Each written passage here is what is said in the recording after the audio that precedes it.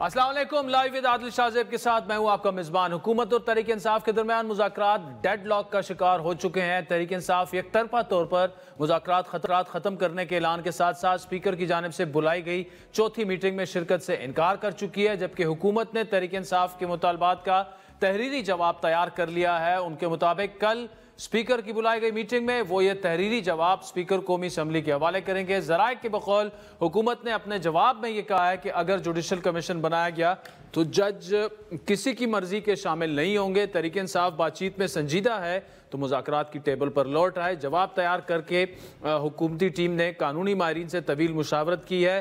حکومتی مذاکرات کمیٹی ترجمان سینیٹر عرفان صدیقی مطابق تحریک انصاف غیر منطقی باتیں کر رہی ہے۔ ہم نے جواب کے لیے 7 ورکنگ ڈیز مانگے تھے۔ تحریک انصاف نے کہیں یہ نہیں تحریر کیا تھا کہ 7 دن میں کمیشن نہ بنا تو وہ مذاکرات سے الگ ہو جائیں گے۔ ایک عمل انہوں نے شروع کیا تھا، ان کے ایما پہ شروع ہوا تھا۔ 3 اجلاس ہو چکے ہیں، چوتھے اجلاس میں کیوں نہیں آ رہے؟ جو باتیں تیسرے اجلاس میں طے ہوئی تھی ان پہ عمل کریں۔ انہوں نے کہا تھا جی کہ 7 ورکنگ ڈیز کے بعد ہم اپنا ریسپانس دیں۔ کل 7 ورکنگ ڈیز پورے ہو رہے ہیں، ہمارا ریسپانس تیار ہے۔ وہ اگر نہیں آنا چاہتے تو ہم انہیں کوئی التماس نہیں کر رہے۔ بانی پی ٹی آئی نے جہاں ایک جانب مذاکرات ختم کرنے کا اعلان کیا، وہیں انہوں نے ایک بار پھر ایکس کے ذریعے بیرون الملک مقیم پاکستانیوں سے ریمیٹنسز یا ترسیلات زر نہ بھیجنے کی اپیل کی ہے۔ انہوں نے اپنے ٹویٹ میں اسٹیبلشمنٹ کو ایک دفعہ پھر تنقید کا نشانہ بنایا اور اپنا وہی پرانا بیانیہ دہرایا جو کچھ عرصے قبل تک انہوں نے اختیار کیا ہوا تھا۔ ان کے بقول 9 مئی کو پی ٹی آئی کے خلاف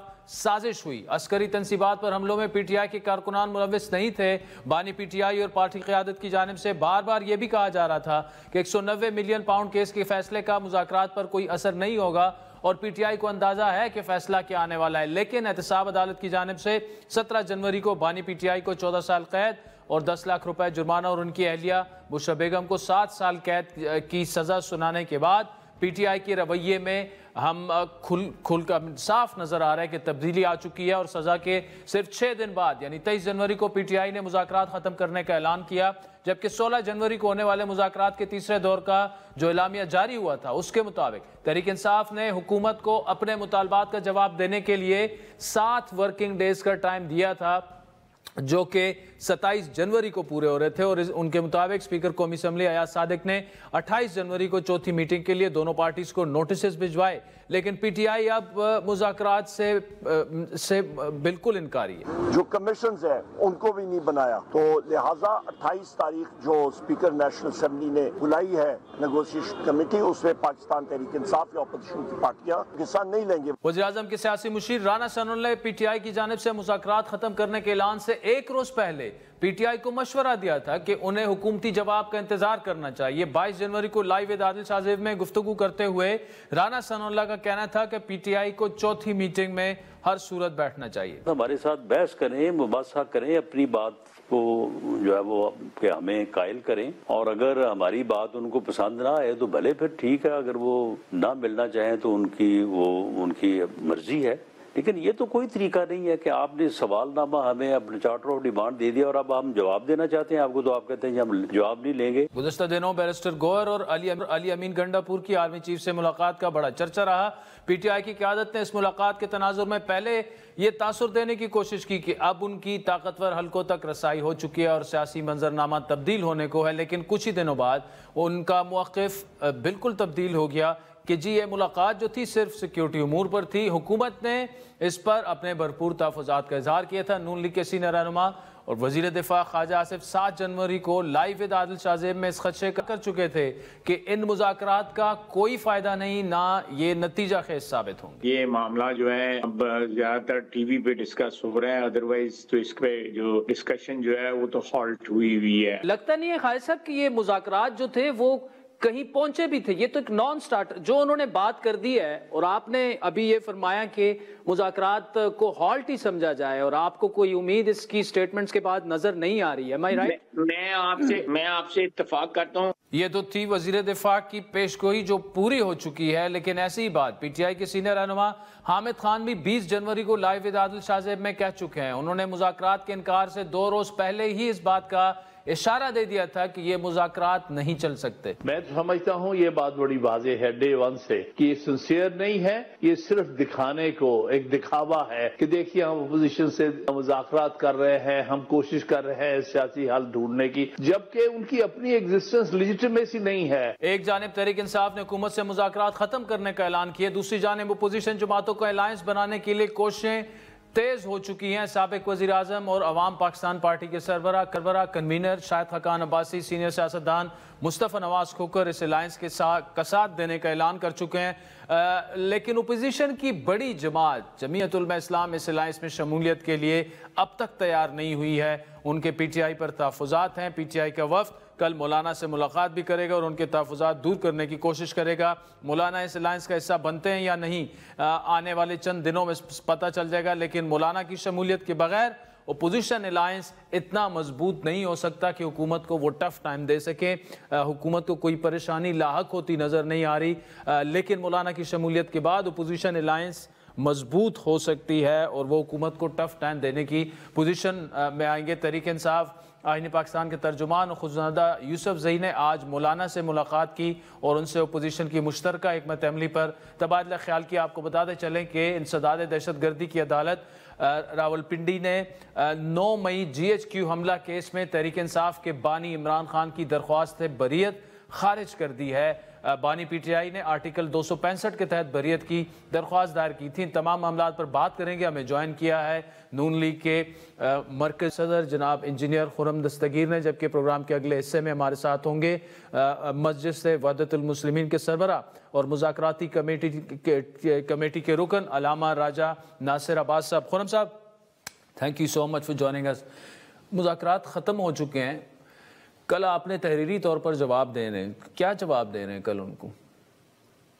ہمارا دروازہ تو کھلا ہے مذاکرات کا, لیکن دوسری طرف انوکھا لاڈلا کھیلن کو مانگے ریاست.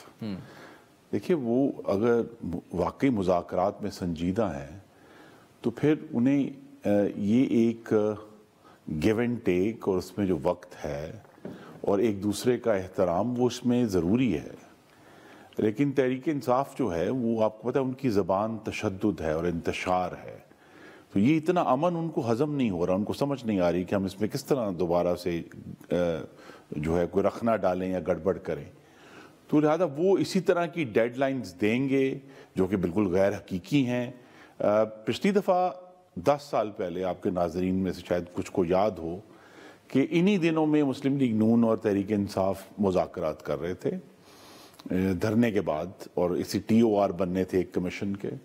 3 مہینے لگے تھے اس میں اور ہم مارچ کے آخر تک گئے تھے, لیکن بالآخر وہ ٹی او آر بنے اور ٹی او آر کے نتیجے میں کمیشن بنا, اور کمیشن نے تحریک انصاف کا جو اس وقت کا سارا بیانیہ تھا اس کا بیڑا غرق کر دیا.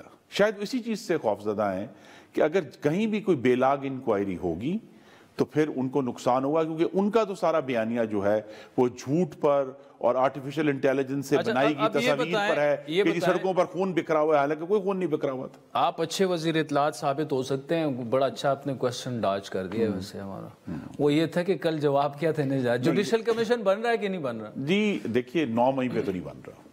اچھا, یہ بات واضح ہے, 9 مئی پہ کوئی کمیشن نہیں بنے گا. 9 مئی مسلم لیگ نون اور آئی تھنک بہت سارے اس میں دوسری جماعتیں شامل ہیں, وہ ایک جرم تھا, وہ ایک ریاست پر حملہ تھا. It was an armed انسرکشن.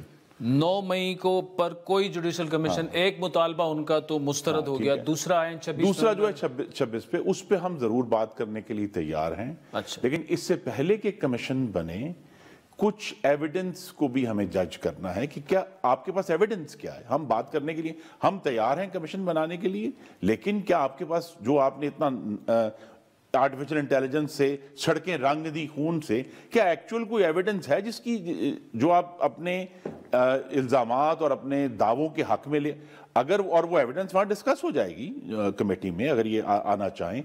ہم تو یہ چاہتے ہیں کہ ایک بے لاگ طریقے سے ایویڈنس دیکھ لی جائے, اور آئی تھنک اگر ایویڈنس اتنی ہوگی तो कोई जो शख्स है, चाहे वो उसका ताल्लुक मुस्लिम लीग नून से है दूसरी, हम सब चाहेंगे कि अगर वाकई वहाँ इनके जो इल्ज़ामात हैं उनके हक में सबूत और शवाहिद, तो कमीशन बने और उसका फैसला करे। ठीक, लेकिन अदर वे अराउंड भी तो हो सकता है ना कि कमीशन बने और कमीशन में ये पेश कर देना अगर सबूत है। देखिए पिछली दफा भी ये हुआ था और उसका नतीजा कोई पाकिस्तान के हक में अच्छा नहीं था कि हम ये जो तहरीक इंसाफ की हमेशा कोशिश होती है, जिसे कानून की ज़बान में कहते हैं मछली पकड़ने की मुहिम, कि आप कमीशन ऑन कर दें और उसके बाद गंद फैला दें और शायद उसमें से कोई मछली पकड़ी जाए। ऐसे नहीं होगा।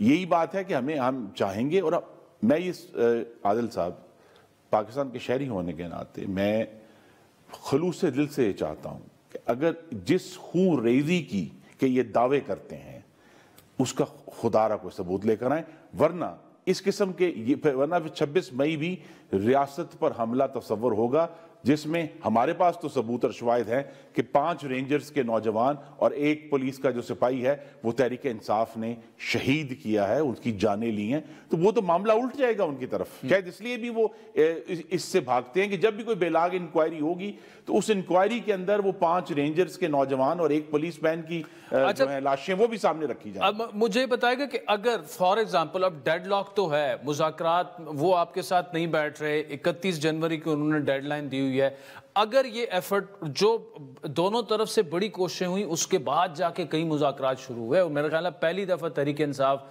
बाकायदा मुज़ाकरात कर रही है बाकी सियासी जमातों के साथ, अगर ये मौका ज़ाया कर दिया गया तो नुकसान मुल्क का होगा कि नहीं होगा? हम तो मौका ज़ाया नहीं करेंगे। हम जाके कल 28 जनवरी को वक्त मुकर्ररा पर वहाँ मौजूद होंगे अगर वो आना चाहें तो। हम तो इस मौके का फ़ायदा क्या उठाना है। असल तो मकसद देखिए, ये बात क्लियर होनी चाहिए कि हम तहरीक इंसाफ को खुश करने के लिए मुज़ाकरात नहीं कर रहे। हम किसी रोते हुए बच्चे को टॉफ़ी नहीं दे रहे।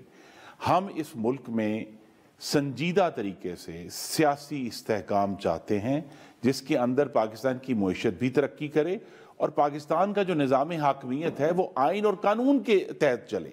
यहाँ जब अगर एक हिजान रहेगा जैसे कि हमने देखा है तो फिर पाकिस्तान के शहरियों को, और इसमें खैबर पख्तूनख्वा के शहरी भी मेरे भाई और बहनें शामिल हैं, जिनको भी उस अमन की, इस्तेहकाम की, मुआशी तरक्की की उतनी ही ज़रूरत है जितना पाकिस्तान के दूसरे सूबों में लोगों की, तो हम तो उस तरफ जाना चाहते हैं और इसीलिए उस मेज़ पर बैठे हैं और बैठे रहेंगे। और इसलिए मैंने पहला जुमला आपसे ये कहा कि हमारे दरवाजे खुले हैं और दरवाजे दुगने खुल सकते हैं अगर तहरीक इंसाफ अपने ज़ाती फ़ायदों की बजाय पाकिस्तान के अवाम के फ़ायदे के लिए हमसे मुज़ाकरात करे। वो कहें कि जी हम आपसे दहशतगर्दी पर बात करना चाहते हैं, हम आपसे महंगाई कम करने पर बात करना चाहते हैं, हम रोज़गार नया पैदा करने पर बात करना चाहते हैं, हम सेहत और तालीम और अमन और अमान फराहम करने पर बात करना चाहते हैं। खुर्रम साहब, इंटरेस्टिंग चीज़ ये है कि तहरीक इंसाफ ये कह रही है कि हुकूमत ये मुज़ाकरात टाइम बाय करने के लिए कर रही है, और PMLN और पीपल्स पार्टी ये समझते हैं कि जी तहरीक इंसाफ टाइम बाय करने के लिए बैठी हुई है मुज़ाकरात में। अब मुज़ाकरात पे दोनों बैठे हुए हैं, तो क्या ये डंडे पे जोर पर बिठाए गए हैं दोनों के, यार आप बैठे ऑप्टिक्स सेट करने के लिए कि हम जमहूरी जमातें हैं, हमारे जी हम इसमें कोई शक भी नहीं कि हम जमहूरी जमातें हैं, और हम ये समझते हैं कि पाकिस्तान के अवाम का आला तरीन मफाद ये है कि बजाय हम लाखों शहरियों की जिंदगियां अजीरन करें सड़क पर आकर, वहाँ आग लगाएं, रेंजर्स के जवानों को शहीद करें, पुलिस के जवान को शहीद करें, बजाय कि हम ये काम करें बतौर सियासी जमात, हम वो काम करें जिसके लिए 8 फरवरी 2024 को पाकिस्तान के अवाम ने हमें वोट दिए थे। और वो वोट इसलिए था कि हम उनकी ज़िंदगियाँ बेहतर करें, हम उनकी ज़िंदगियों का मेयार बेहतर करें, उनके बच्चों के मुआशी मुस्तकबिल को बेहतर करें, अपने मुल्क की सलामती को मजबूत करें। इस सारी डिस्कशन में पाकिस्तान की नेशनल सिक्योरिटी कहीं भी नहीं हमें नजर नहीं आती, जो जिसको मुहिम खतरात लाक हो गए हैं दहशतगर्दी की वजह से। और दहशतगर्दी कहाँ से उठ रही है? खैबर पख्तूनख्वा से। किन के फैसलों की वजह से उठ रही है? तहरीक इंसाफ के फैसलों की वजह से उठ रही है। ये डिस्कशन असल में ये डिस्कशन होनी है कि जनाब पाकिस्तान को मजबूत मुआशी लिहाज से, सिक्योरिटी के लिहाज से, सियासी लिहाज से, और आखिरी बात जिस पर हमने कम बात की आदिल साहब, लेकिन आपके प्रोग्राम का मैं फायदा उठा लेता हूँ, वफाकियत के लिहाज से, सूबाई हम आंगी के लिहाज से कैसे मजबूत करना है मुल्क को भाई, कि भाई एक सूबा जो है वो अपनी गाड़ियां लेकर और अहलकार लेकर करोड़ों रुपए उस सूबे के पैसे खर्च करके जो है वफाक पर हमलावर हो जाता है और उसको कोई पेनल्टी नहीं है।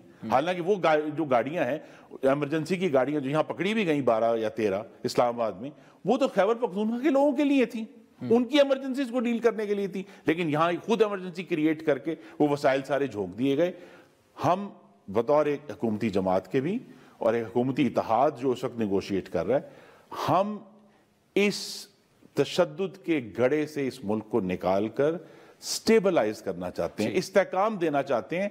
और तहरीक इंसाफ ये बात उनको शायद आज समझ आए या कल समझ आएगी कि अगर वो 31% वोट का एहतराम चाहते हैं तो फिर उन्हें 69% वोट जो उनके खिलाफ पड़ा उसका भी एहतराम करना पड़ेगा। खुर्रम दस्तगीर साहब, thank you so much for joining us. नाज़रीन, खुर्रम साहब पाकिस्तान मुस्लिम लीग नून की सीनियर सियासी शख्सियत हैं।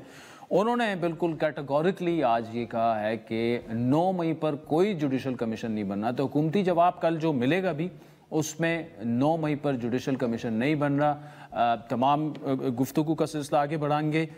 हुकूमती मुज़ाकराती टीम के वर्जन पर बात हुई। राजा नासिर अब्बास साहब जो कि तहरीक इंसाफ की जानिब से मुज़ाकराती टीम के रुकन हैं, ब्रेक के बाद वो हमें ज्वाइन करें। वेलकम बैक नाज़रीन। ब्रेक से पहले खुर्रम दस्तगीर की तफसीली गुफ्तगू आपने सुनी। हुकूमत की मुज़ाकराती टीम जो है वो अभी भी ये समझती है कि बैठना चाहिए। ओपोजिशन की मुज़ाकराती टीम है, उनको अब देखना ये होगा कि क्या फ़ैसला होगा। लेकिन इस वक्त राजा नासिर अब्बास साहब हमारे साथ मौजूद हैं, तहरीक इंसाफ की जानिब से। वो मुज़ाकराती टीम के रुकन है। तहरीक इंसाफ मुज़ाकरात का बायकॉट कर चुकी है। अलामा साहब, हुकूमत कल आपको तहरीरी जवाब दे देगी, लेकिन इस वक्त आपकी स्ट्रैटेजी क्या है? यकतरफा तौर पर आपने मुज़ाकरात ख़त्म करने का ऐलान कर दिया है, हालांकि अभी टाइम रहता था, तो बेहतर ना होता कि आप हुकूमत की तरफ से जो भी आपको जवाब मिलता तहरीरी तौर पर, उसके बाद अपना कोई फैसला करते?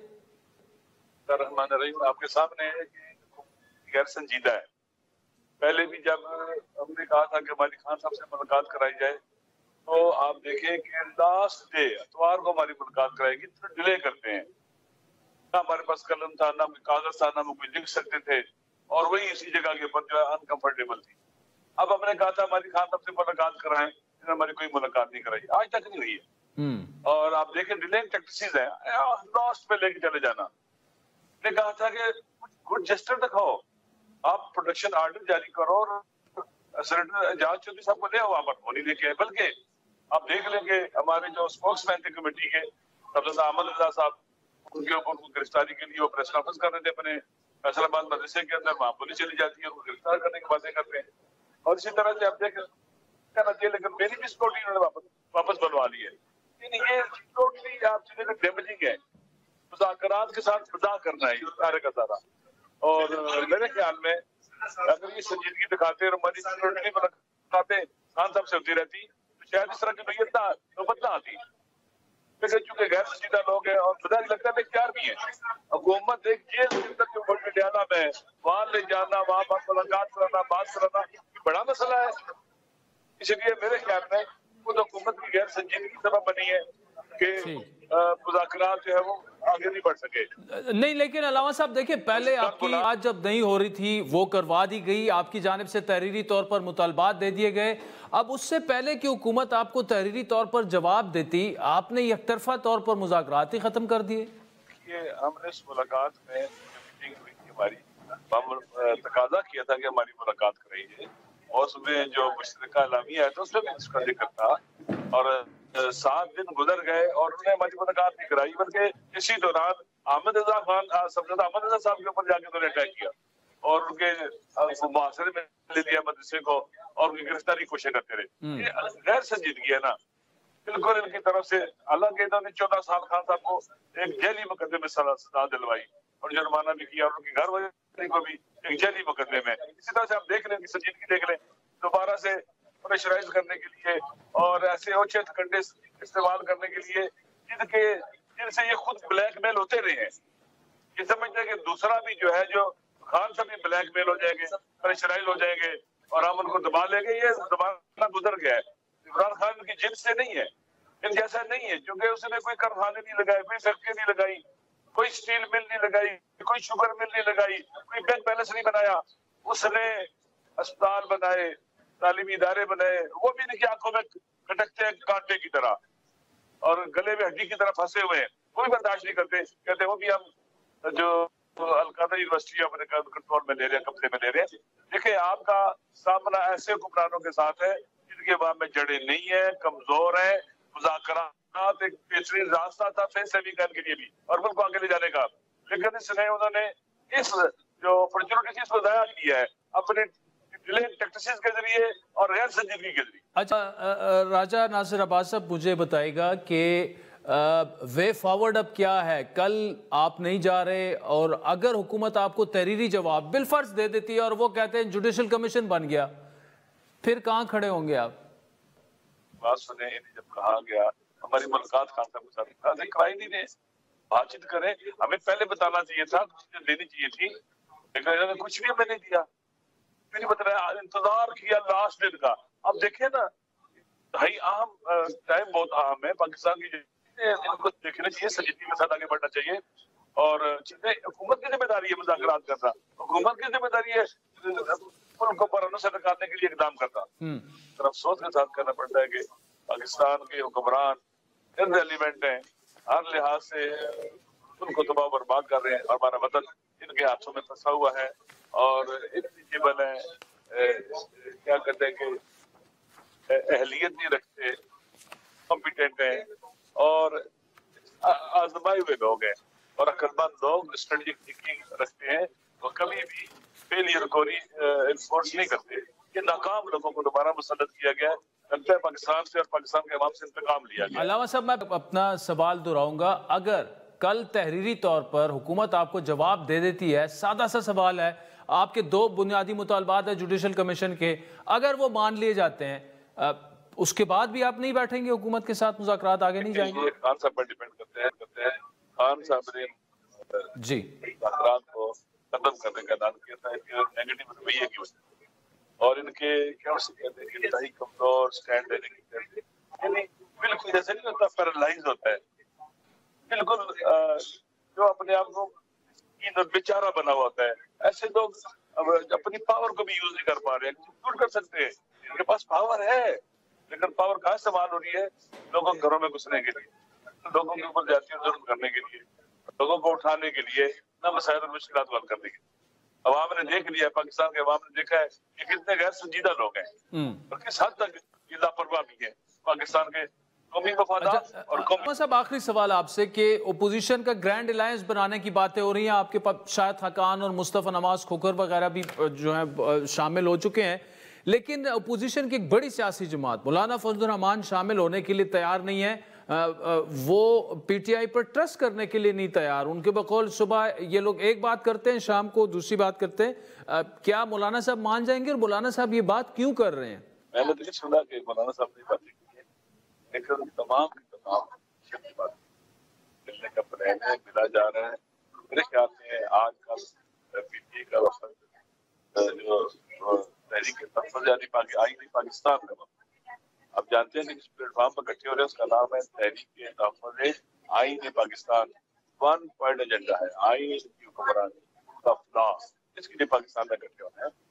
وہ سب کے پاس جا رہے ہیں، سب دعوت دے رہے ہیں اس کے اوپر کہ پریزیڈنٹ جو ہے وہ جناب محمود صاحب زکری صاحب ہیں. تو انشاءاللہ مجھے امید ہے کہ اپوزیشن پارٹی کو ایک اکٹھا ہونے میں کسی قسم کی ہیزیٹیشن نہیں ہوگی، نہیں کریں گے، پریشانی نہیں ہوگی اور اس میں آگے بڑھا جا سکتا ہے. علامہ ناصر عباس صاحب بہت بہت شکریہ. ناظرین وقت تو چاہتا ہے ایک بریک کا، جس کے بعد آپ سے دوبارہ ملاقات ہوگی. Welcome back. ناظرین تحریک انصاف میں اختلافات کی خبریں کوئی نئی بات نہیں، لیکن اس بار پارٹی میں اختلافات کے باعث پارٹی میں بڑے پیمانے پر تبدیلیاں ہونا شروع ہو چکی ہیں. ابتدائی طور پر پی ٹی آئی خیبر پختونخوا کے صدر علی امین گنڈاپور کو صوبائی صدارت سے ہٹا کر جنید اکبر کو ذمہ داری سونپ دی گئی ہے، لیکن اس کے بعد صوبے کے مزید تنظیمی عہدوں پر تبدیلی کا بھی قوی امکان ہے. پی ٹی آئی کی سیاست پر نظر رکھنے والے سینئر صحافیوں کے بقول علی امین گنڈاپور کو ہٹا کر جنید اکبر کو صوبائی صدر نامزد کیا جانا وزیر اعلیٰ کی کارکردگی پر عدم اعتماد کے مترادف ہے اور اس فیصلے سے علی امین کے مخالف گروپ کو کافی فائدہ ہوگا۔ پی ٹی آئی کے جنرل سیکرٹری سلمان اکرم راجہ کا تو یہ کہنا ہے کہ علی امین کی خواہش پر ان سے یہ ذمہ داری لی گئی ہے تاکہ وہ گورننس پر فوکس کر سکیں، جبکہ صوبائی صدر بننے والے جنید اکبر بھی کبھی یہ دعویٰ ان کا یہ ہے کہ پارٹی میں کوئی اختلافات نہیں ہیں۔ پاکستان تحریک انصاف میں ہم نے ہماری چھوٹی چھوٹی ایشو ہوتے لیکن عمران خان کے جھنڈے تلے اور عمران خان کے نیچے ہم سب متحد تھے اتفاق سے، تو یہ غلط فہمی میں نہ رہے کہ ہمارے کوئی اختلاف ہے یا ہمارے کوئی درمیان میں کوئی جھگڑا ہے۔ چھوٹی چھوٹی ایشو پہ اختلاف ہوتا ہے اور یہ جمہوریت کا حسن ہے۔ جنید اکبر اب تو پارٹی میں کسی بھی قسم کے اختلافات کی تردید کر رہے ہیں، لیکن 15 جنوری یعنی آج سے 12 دن پہلے اپنے ایکس اکاؤنٹ سے انہوں نے ایک پوسٹ میں لکھا تھا کہ آج مجھے اور عاطف خان کو عمران خان صاحب سے ملاقات کے لیے بلایا گیا، لیکن معلوم نہیں کہ اپنوں کی مہربانی تھی کہ مخالفین کی کہ 3 گھنٹے انتظار کروانے کے بعد بھی ان کی ملاقات نہیں کروائی گئی۔ جنید اکبر کی طرف سے پارٹی رہنماؤں پر تنقید کا سلسلہ بھی پرانا ہے۔ 28 جون 2024 کو انہوں نے سوشل میڈیا پر ایک پوسٹ میں لکھا تھا کہ مخصوص لوگ خان صاحب سے ملنے جاتے ہیں لیکن ہمیں ملنے نہیں دیا جا رہا، ان لوگوں کے ایک دوسرے کے ساتھ مفادات وابستہ ہیں اور نہ میری عمران خان تک کوئی رسائی نہیں ہے، اس لیے میں کور کمیٹی سے مستعفی ہوتا ہوں۔ جنید اکبر کی اس ٹویٹ کے تقریباً 2 ماہ بعد پختونخوا کے وزیر مواصلات شکیل خان مستعفی ہوئے اور ان کی اپنی ہی صوبائی حکومت کی جانب سے شکیل خان پر کرپشن کے الزامات لگائے گئے تھے۔ حکومتی ترجمان بیرسٹر سیف کا ان کے استعفے پر کیا موقف تھا اس وقت، آپ کو سنواتے ہیں۔ شکایت تھی کرپشن ہی کی تھی نا، محکموں میں کرپشن کی شکایات ہوتی ہیں، مس مینجمنٹ کی شکایات، بد انتظامی، اس حوالے سے شکایات تھی۔ یہ معاملہ میڈیا میں بھی آیا، پروب ہوا، کارکنان کی طرف سے بھی بار بار شکایات آتی رہی، پارٹی عہدیداروں کی طرف سے بھی آئی اور یہ شکایات عمران خان صاحب تک بھی پہنچی۔ اس کے بعد ان کی ہدایات پر اس میں یہ کمیٹی بنائی گئی اور کمیٹی نے یہ معاملہ پروب کیا۔ شکیل خان کے استعفے اور ان پر کرپشن کے الزامات کے بعد جنید اکبر میدان میں آئے اور اپنے سوشل میڈیا اور متعدد بیانات میں شکیل خان کا بھرپور دفاع کیا، بلکہ اپنی حکومت کو تنقید کا نشانہ بھی بنایا۔ اپنا وہ انویسٹیگیٹ کرنا تھا، ہو سکتا ہے اس کا طریقہ غلط ہو، میں اب بھی حلفی اور قسمیہ کہتا ہوں، اس دن میں میرا کیا ہے وہ اپنی قبر میں جائے گا۔ اور جو اس ٹائم میں نے جو ٹویٹ کی تھی جس کی وجہ سے مجھے نکالا گیا تھا، وہ میرے الفاظ جو میں دوبارہ ریپیٹ کروں، میں نے کہا میں اس کو جانتا ہوں، اگر وہ کرپٹ ہو مجھ پہ اور میرے الفاظ پہ اللہ کا عذاب ہو۔ شکیل خان کے حق میں بیان دینے کے بعد علی امین گنڈا پور کی جانب سے جنید اکبر کو فوکل پرسن برائے اراکین قومی اسمبلی کے عہدے اور گڈ گورننس کی کمیٹی سے نکال دیا گیا تھا۔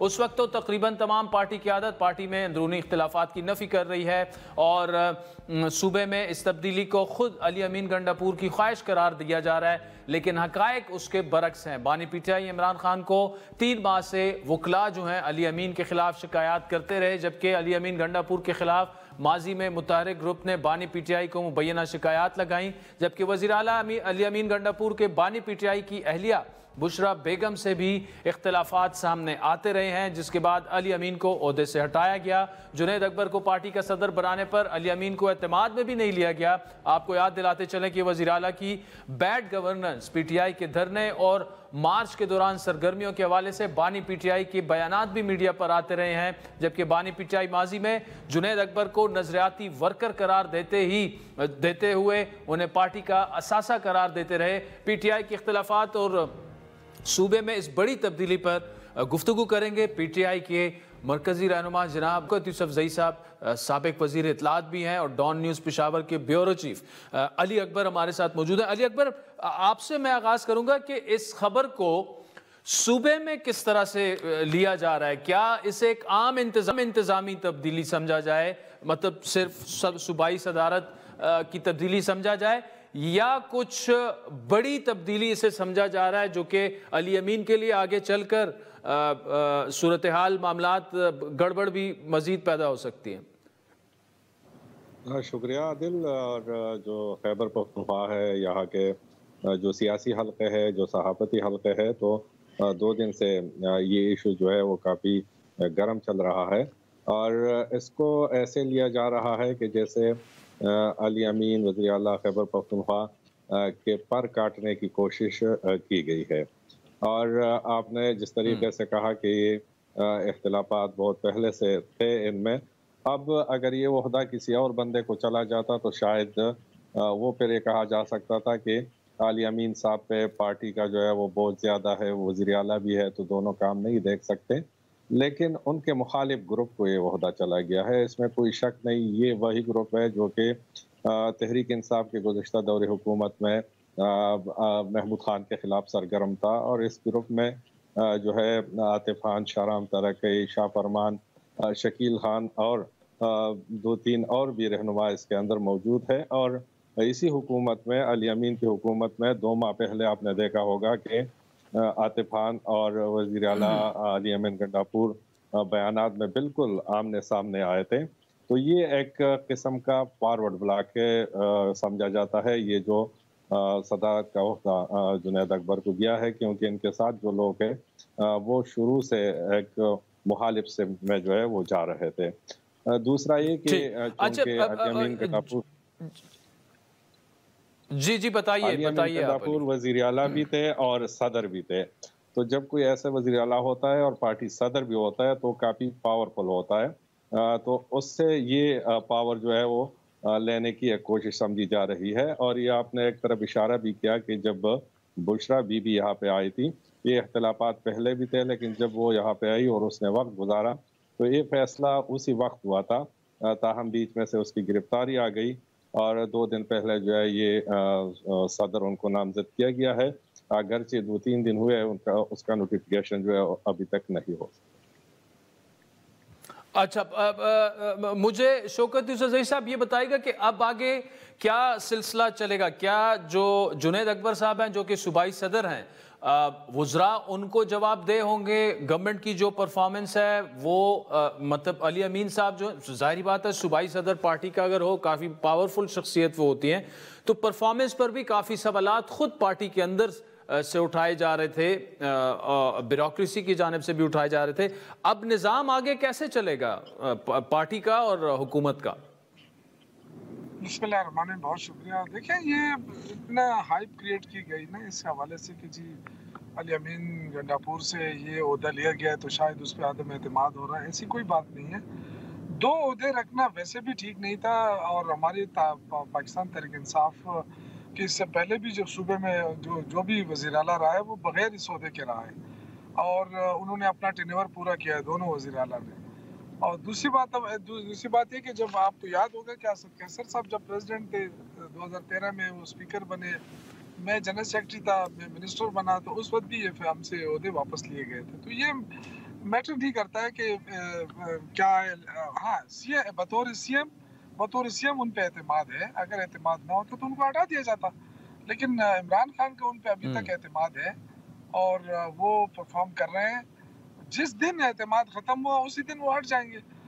یہ کہنا کہ جی وہ بالکل جو ہے نا اب جو صوبائی صدارت سے ہٹ گئے تو ایک پیرالل گروپ بن جائے گا، ایسی کوئی بات نہیں ہے۔ پاکستان تحریک انصاف میں کوئی بھی گروپ نہیں بن سکتا، اگر کوئی گروپ بنے گا بھی تو وہ عمران خان اس کو نہیں چھوڑے گا اور نہ ہی اس کو انکریج کیا جا سکتا ہے۔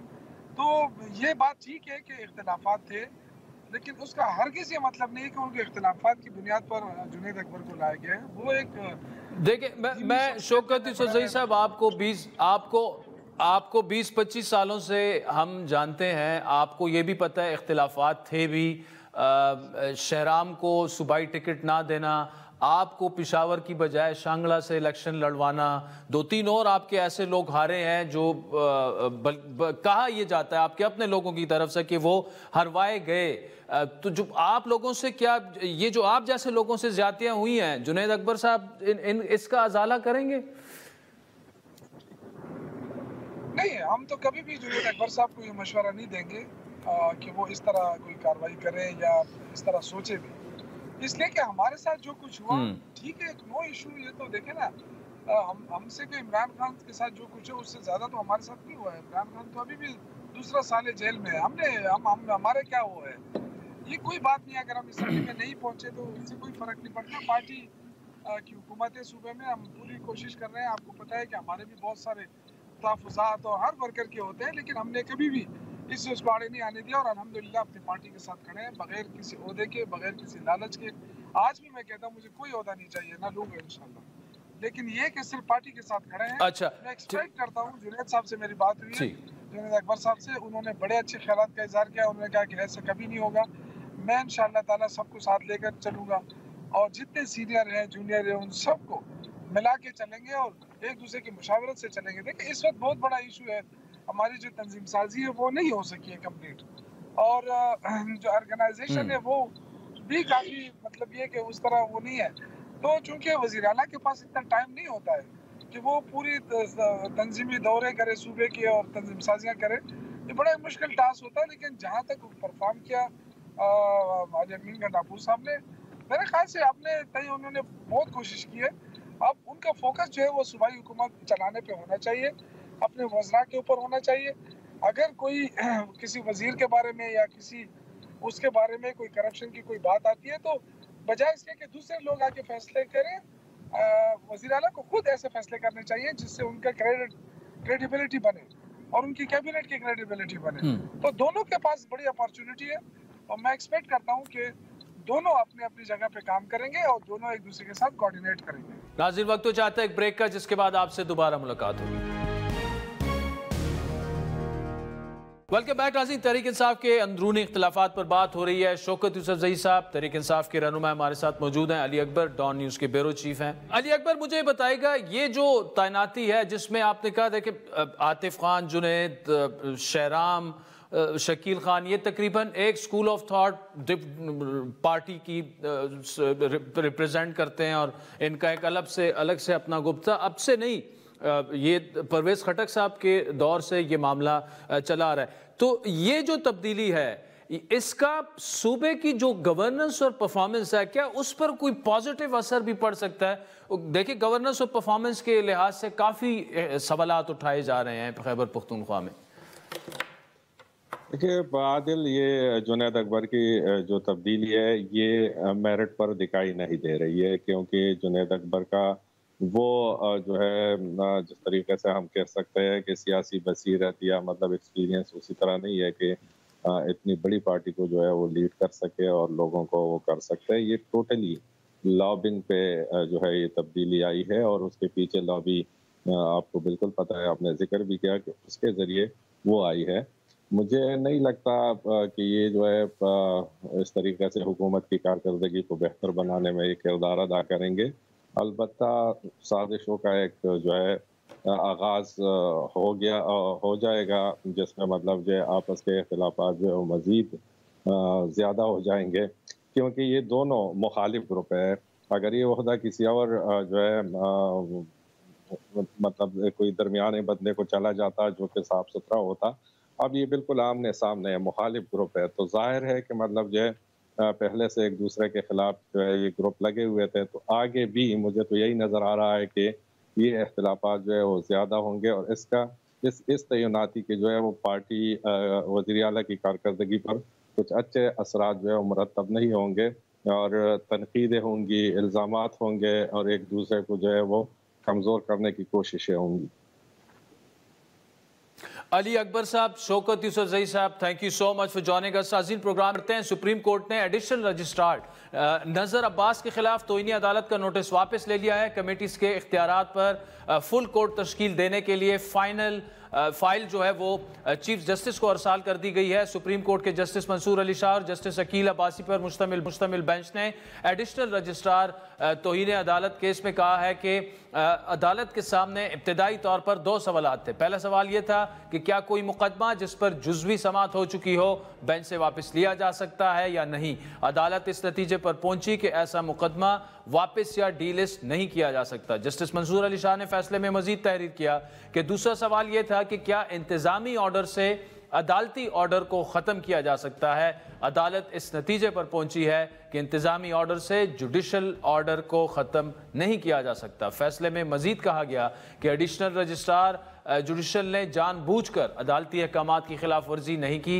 एडिशनल रजिस्ट्रार जुडिशल के खिलाफ तौहीन अदालत का शोकॉज नोटिस वापस लिया जाता है। जस्टिस मंसूर अली शाह ने फैसले में मजीद तहरीर किया कि बादी नज़र में दोनों जजेस कमेटियों ने जुडिशल ऑर्डर को नज़रअंदाज किया, केस बेंच से वापस लिया। दोनों कमेटियों के खिलाफ तोनी अदालत के मामले पर फुल कोर्ट बेंच तश्कील दिया जाए। दोनों कमेटियों के खिलाफ मामला फुल कोर्ट की तश्कील के लिए चीफ जस्टिस को भिजवाया जाता है। दूसरी जानिब सुप्रीम कोर्ट ने एडिशनल रजिस्ट्रार जुडिशल नज़र अब्बास की तौहीन अदालत के खिलाफ अपील वापस लेने की बुनियाद पर वो निपटा दी गई है। अदालत ने करार दिया है कि बेंच की अक्सरियत इंट्रा कोर्ट अपील निपटाने की वजूहात देगी। दौरान समाअत जस्टिस जमाल मंदुखेल ने 2 रुकनी बेंच के फैसले पर इज़हार नाराज़गी करते हुए रिमार्क्स दिए कि जिस अंदाज में तौहीन अदालत का मुर्तकिब करार दिया गया, अब वो कमेटी इजलास में नहीं जाएंगे। सुप्रीम कोर्ट में एडिशनल रजिस्ट्रार जुडिशल नज़र अब्बास की तौहीन अदालत शोकॉज के खिलाफ इंट्रा कोर्ट अपील पर जस्टिस जमाल मंदुखेल की सरबराही में